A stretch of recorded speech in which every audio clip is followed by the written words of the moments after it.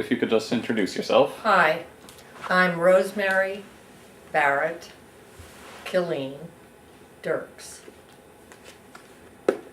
And could you tell us when you were born and your first memory? Okay, I was born in Zurich, Switzerland. Would you like me to explain why I was born there? Yes, definitely. My parents, backing up a bit, my parents met in Berlin in the 1920s. My mother had been born in Scotland. My father was American. And he came over to Germany after World War I on a commission having to do, it was called the Dawes Plan, and it had to do with reparations after World War I in Germany. And he was a very young accountant, so I think he was a junior man on this team. Mr. Dawes, who was the chairman of it, had been vice president of the U.S. Anyway, after this commission was finished, he was offered a job, apparently, in Berlin with a well-known accounting firm that's still around. Name slips me at the moment. But he went to work for them in Berlin, so he stayed on. And while he was in Berlin, he met my mother. He was married, but had separated from his wife, who had refused to go with him to Germany. So he got a German divorce and married my mother, Claire Simonson. And Claire had been brought up in Scotland by an Irish mother and a Danish father.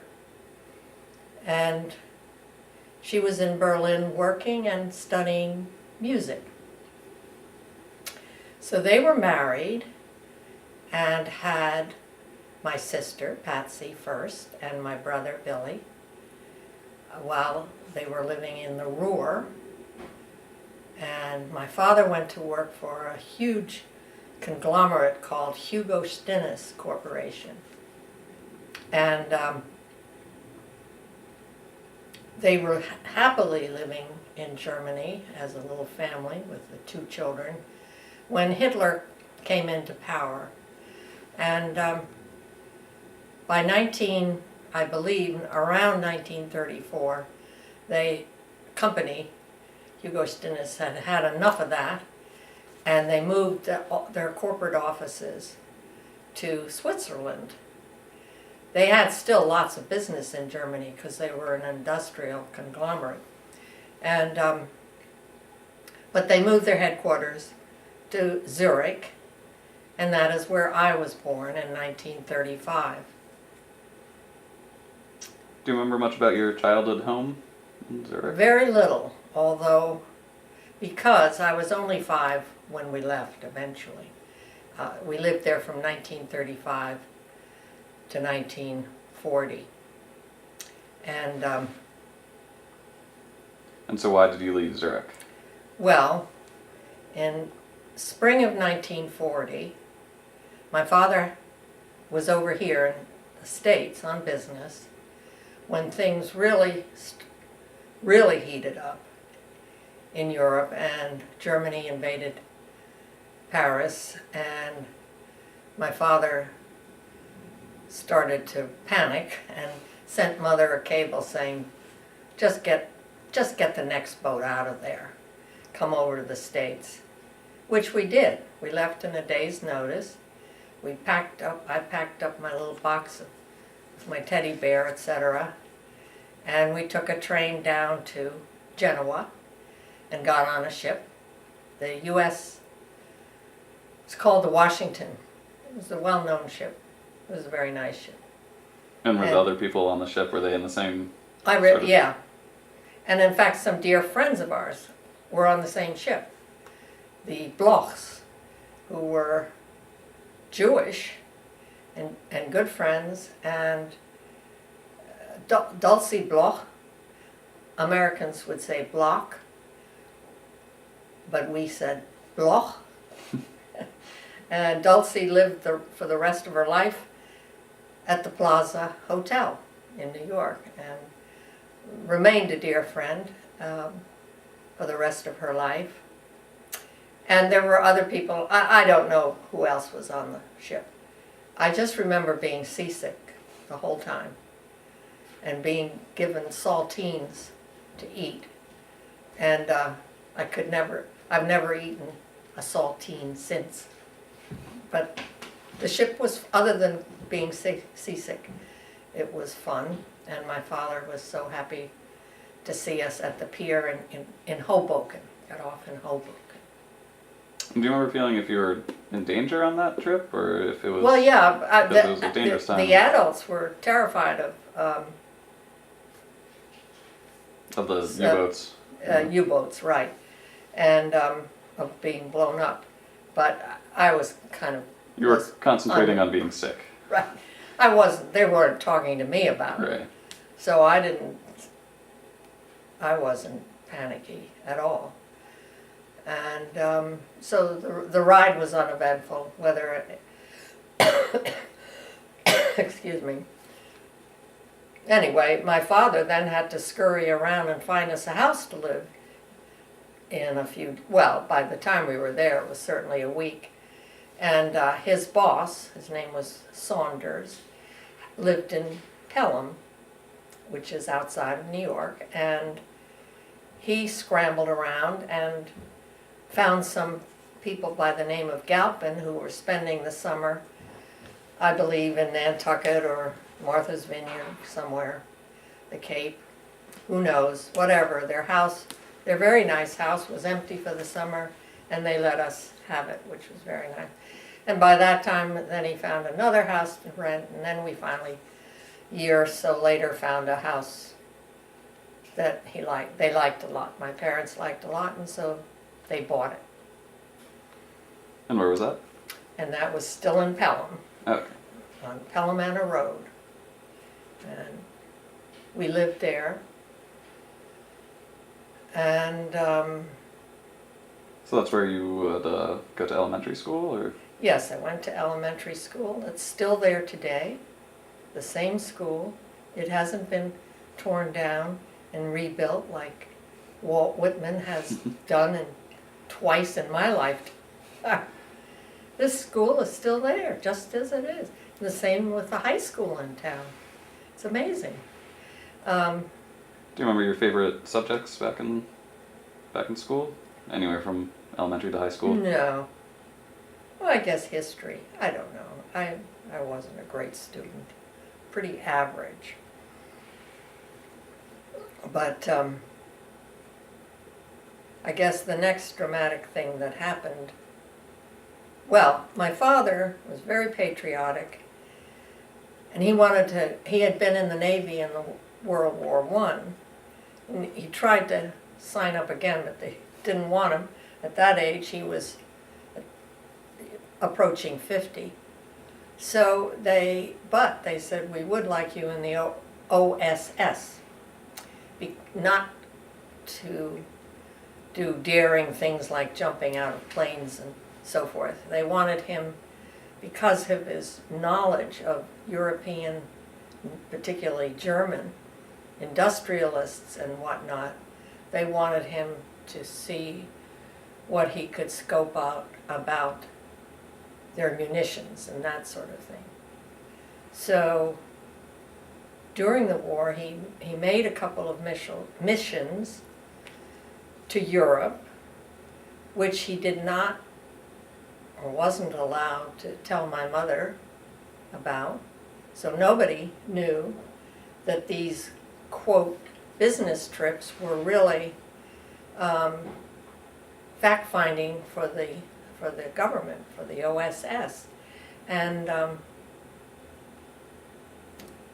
So as a child, you just thought he was off on yeah, business? and even his wife, my mother, just didn't think a thing of it. Other people said, well, you mean he's going to Europe?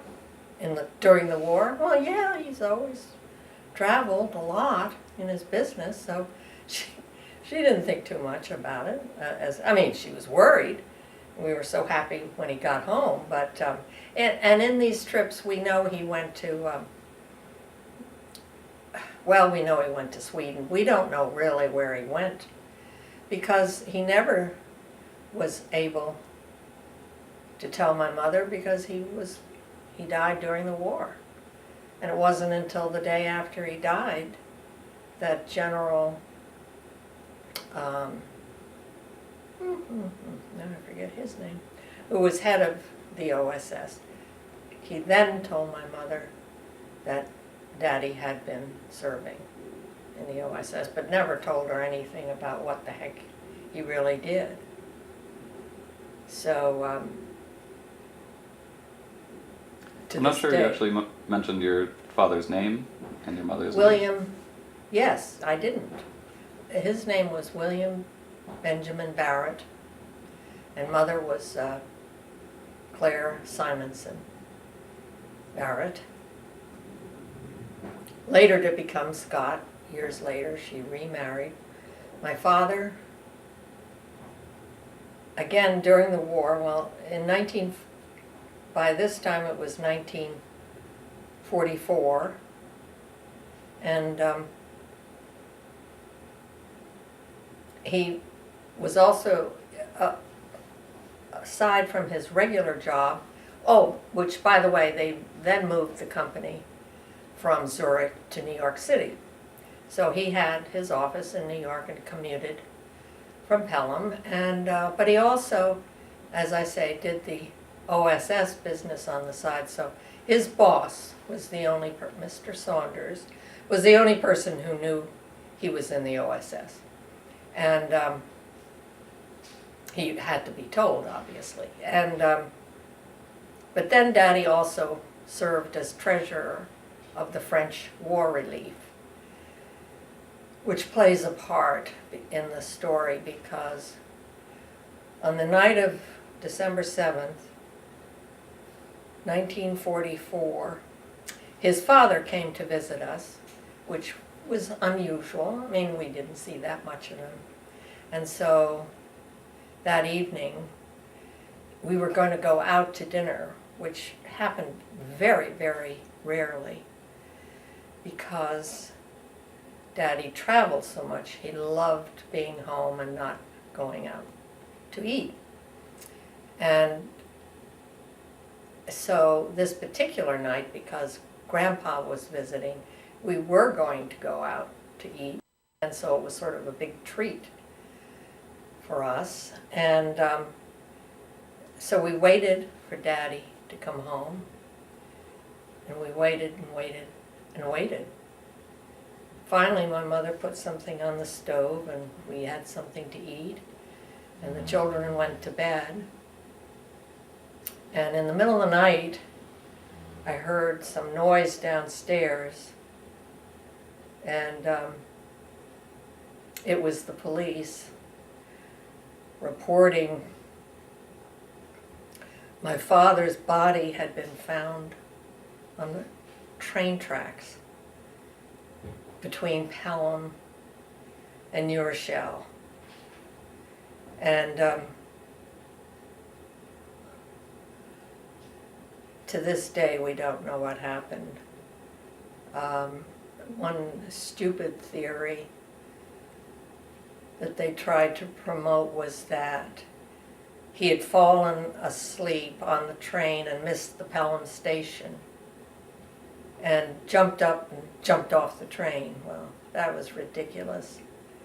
For one thing, he was going to take a cab home, and the New Rochelle station was just as close to our house as the Pelham station, so he could have easily taken a cab from there. So that didn't make any sense, and no sense was ever made of it.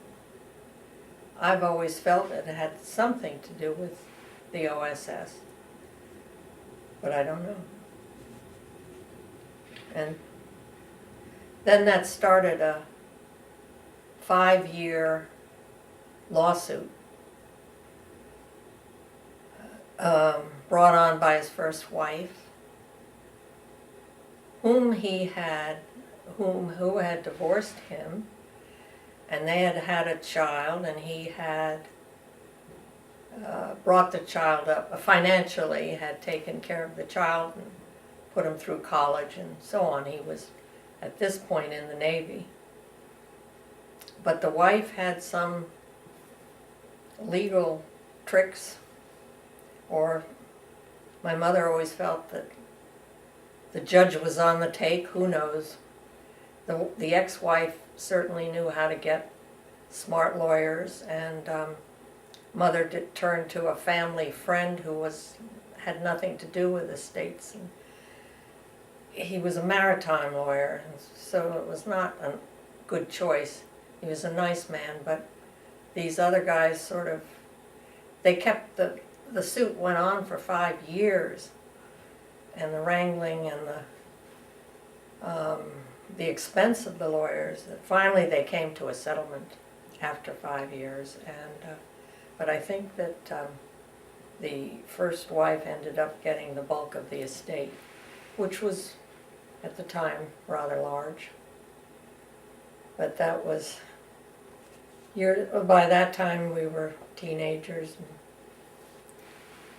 and later mother, I think 16 years later, mother remarried Ted Scott, and they lived for another 30 years after that.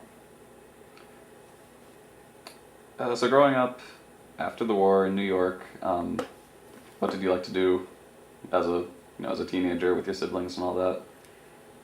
What was your just favorite pastimes? Oh, Like well, growing up outside of New York, I started going into New York all by myself when I was quite young, because my orthodontist worked there, and he was our next door neighbor, but his office was in New York. And so even though I was only 12, 13, I'd traipse into New York by myself and take the bus up to his office. But I think the wonderful thing about living outside of New York, especially in those days, was the height of the wonderful Broadway shows that came and went, that I lucked in. And they weren't that expensive as they are today, comparatively, I do not think. Because you could always get a ticket and go. It wasn't that. And they were fabulous shows that I feel so lucky to have seen, starting with Ethel Merman and Your Gun and South Pacific, and My Fair Lady came a little later, but still in my youth, and all with the original casts, and it was terrific. That was the best thing about living outside of New York. And going to New York, just hanging around, was fun as a kid. Could you describe your siblings a little bit? Did you like hanging out with them? Did I what? Did you like hanging out with them? Well, Did you bring them to the they shows? were 5 and 6 years older. So that was a pretty big gap. So no, not really. I was the baby. They had their own friends. And, I think in 7th grade when my sister was a senior. So that's a gap. And so we weren't enemies by any means. We just weren't that close at that age, I'd say. So what was your first job? You mean like part-time in school, or do you mean after? Whichever. Your first paycheck was. Oh. Well, I had a few jobs. Well, I did lots of babysitting, of course. Lots of babysitting. And, one time I went with a family as an au pair sort of thing, up to Newport in one of these huge mansions with a fabulous cook who made these wonderful pastries. And in just a month's time, I got very fat because it was such fun. And they were cute little kids, and right on the ocean in Newport was That was fun. But then later, let's see, real jobs. Well, I worked in New York as a teletype operator for Union Carbide. And that was sort of my first real paycheck. Later I went to work for BBD&O advertising agency in their television and then sports department, and that was a lot of fun. I enjoyed working there a lot. To go back a little bit, what was a teletype operator? What did they do? Oh, you sent messages. You learned how to use it was a machine that sent messages on a tape. And it just, all you saw was little holes. But if you learned how to do it, you could actually read it, because the holes meant different letters. I forget most of it myself. I had to learn how to operate it. But I would punch these letters that then became these holes, that then got sent through as a message, called a teletype message. And so what kind of messages were they for your company? For what? For the company you were working for? Yes, they were like orders for Union Carbide. Sold all sorts of liquids and chemicals and stuff, and these were orders. Pretty boring, but very boring. The point was, I loved working, and I loved having a real paycheck. Yes, it was fun. But then that's why I moved over to advertising. It was much more fun than chemical orders. I mean, that's pretty boring.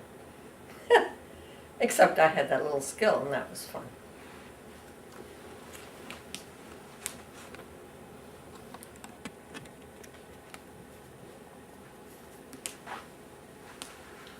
So at this point you were working at... Yes. What was that? BBDO. And was that your favorite job, do you think? Well, at the time it was, yeah. Exciting. So, a few minutes ago you asked about interaction with my brother and sister. At this point, when I came to New York and started working at BBDO, my sister Patsy was working at the Museum of Modern Art. And that's when our lives did start coming together. Our age difference didn't matter so much anymore. And we were both young working girls in New York, and we started going to the same parties and occasionally. And that's when I met, I believe, Ned Colleen, who had once been pinned. He and my sister knew each other when he was at Brown and she was at Rhode Island School of Design, and they were an item for a while. But in any case, they were still good friends, and so I met him through her, and we started dating, and we got engaged, much too early, much too young. But in any case, we got married in February of 1957. And we lived in Manhattan for a while, as Ned called it, and I call it pretty much of a tenement, not a slum, a tenement building, but very cozy and cheap. And believe it or not, that same building is still there today. I couldn't believe it. I would have thought it would have been torn down years ago. So what was rent like back then? Pardon me? What was rent? Oh, the rent like? was something like $68, I think. But don't quote me. A month. Yeah, well, but of course, salaries were cheap. And what was Ned doing then? He was working also in advertising.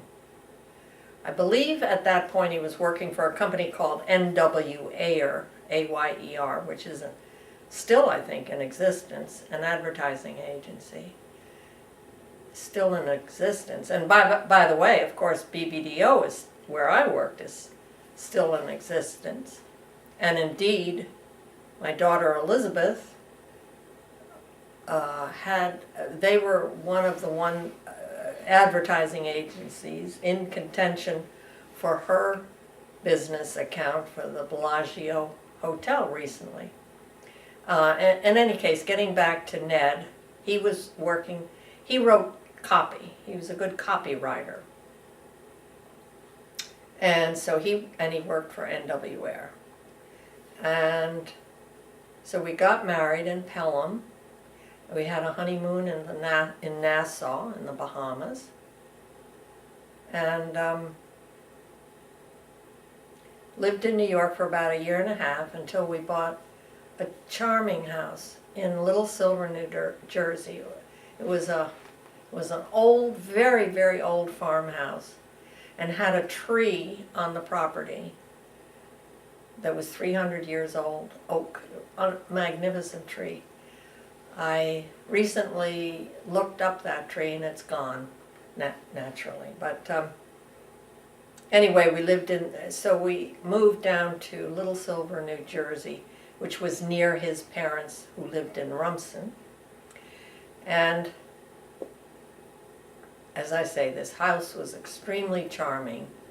And that's where we gave birth to your mama, Claire Buckby Killeen. Buckby was Ned's grandfather's last name. And Claire was born in 1958. And then a year later, her little brother Barry, William Barrett Killeen, was born in 1959. And we had a big Weimaraner who gave birth to puppies. So we had quite a household.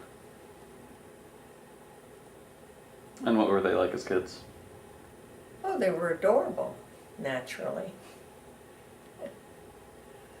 Barry had this little brain that later when we were in New York and he was still like under 3, he knew every bridge in Manhattan. He knew the name of every bridge in Manhattan. So he was a little character. And Claire was we always called her the Lucy to his Linus, because she was typical big sister, kind of bossed him around, but took care of him, protected him, and so forth. It was very cute.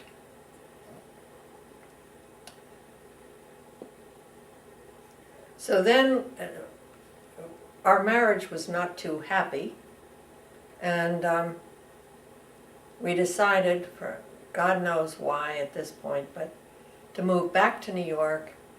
The idea, I think Ned's idea, he wanted to live on a boat on the Hudson River.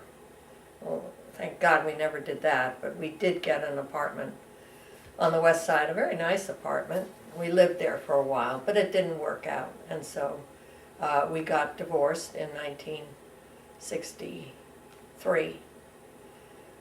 And I moved to Brooklyn Heights with the children to the top floor of the brownstone that was owned by my sister and her husband, the Maggios. This is when Brooklyn Heights was starting to it had gone way downhill. And this particular townhouse had been divided into many, many units, so that there was actually, in the beautiful living room, there was a sink stuck in the wall. And, one by one, they got rid of the tenants and made it back into a one-family house again. And it was on Willow Place. And I had the top floor with the 2 children. It was kind of tiny, but I loved it. I was very happy there.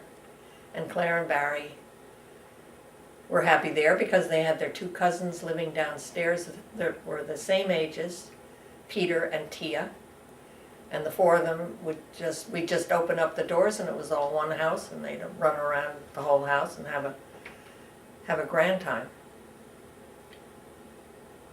And they both went to a school that's still there. It's a private school called Packer Collegiate Institute. I think it's probably doesn't have that long name anymore, but it still exists. So we lived there and I worked for my brother-in-law at this point, Joe Maggio, whose office was in Midtown. And he very kindly let me have my own schedule. So I would work from 9 to 3 basically, and then race home and pick up the children at school. And when they went, sometimes they'd go down to visit their father, Ned, who now lived in Florida. And so when they were away, I'd work full time, and I had a very flexible schedule, which was very kind of him, because it worked beautifully for me at the time. And so we loved living in Brooklyn Heights. So why did you eventually move out of Brooklyn? Out of Brooklyn? Well, because I met Bill Dircks, and we became an item, and then he got transferred from New York to Washington, D.C. with the Atomic Energy Commission. It later became the AEC, the Atomic, anyway, it was called the Atomic Energy Commission at that point, I believe. And so he had moved down here to Washington, and so we decided to get married, so it meant we moved to Washington. And here we are still, after 50, it is now 50 years that we've been here.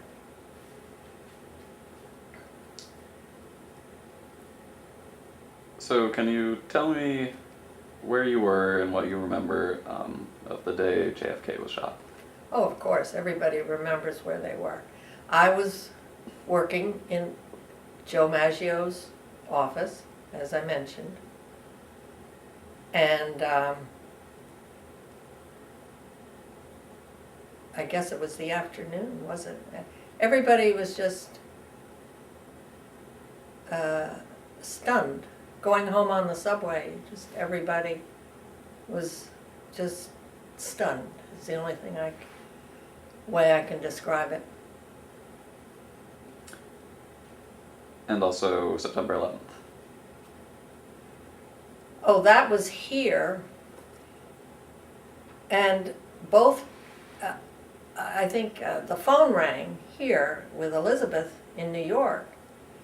We hadn't turned on the telly, so we didn't know, and we quickly turned on the telly, and we said, oh, that's terrible, but this happened once before. Bill and I both remembered that back in the 40s, a plane flew in to the Empire State Building. It was foggy, and it didn't see it, apparently, whatever. And this plane was stuck. A couple of people were killed, but it never went on fire or anything. And considering it was, it was not a big deal. I mean, there was some loss of life, but nothing outrageous. And so we said, that's probably what. And then, of course, we're talking to her, and then the second plane went. So, of course, that was not an accident. But that was our initial thought. It was an accident. So, how wrong we were.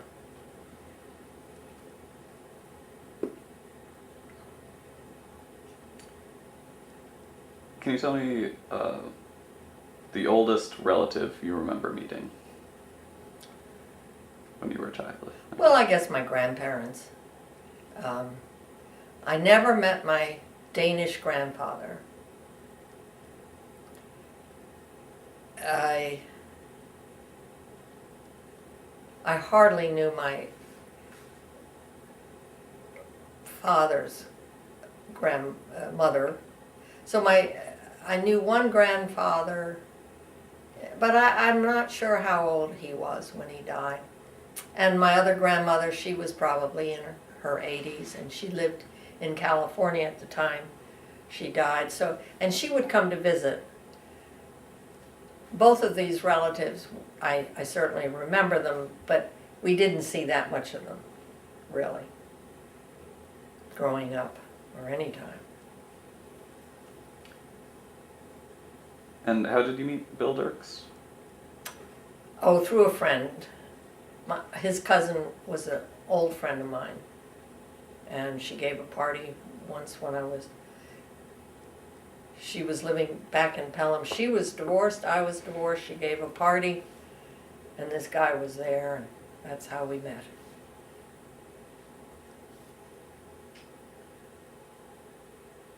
Do you remember what your first date was, or what dating was like back then?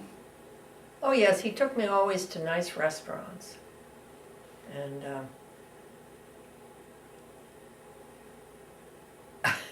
I think the funniest part, on one of our first dates, he came to pick me up in Brooklyn Heights, and he knew nothing about Brooklyn Heights. He lived in Manhattan.